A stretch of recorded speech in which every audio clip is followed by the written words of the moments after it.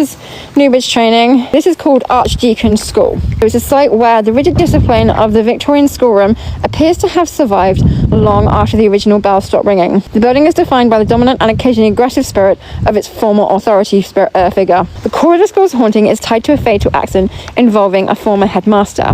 According to local accounts, he died following a catastrophic fall down this main staircase. I'm now pretty sure he was pushed, because people have felt two hands push him down the stairs.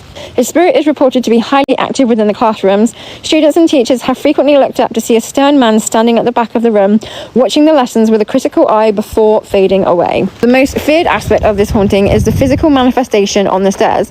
Numerous people have reported the terrifying sensation of a forceful push in the back while descending the same staircase where the headmaster fell. It is as if he is doomed to recreate the momentum of his own death, or perhaps he is lashing out at those who navigate the stairs more successfully than he did. The headmaster's spirit, or perhaps another restless entity, has shown a strong aversion to changes within the building. In 1968, during a major renovation of the downstairs study, workmen were met with spectral sabotage.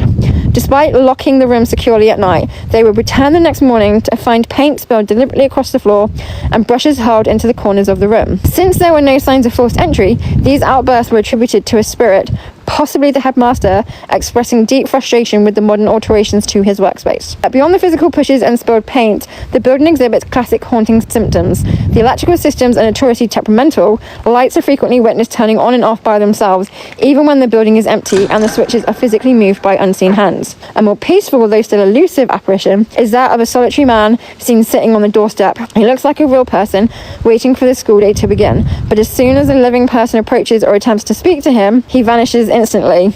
He is often called the silent guardian of the entrance. Today the building remains a place of education, but the Victorian architecture and the dark history of the headmaster create a palpable tension.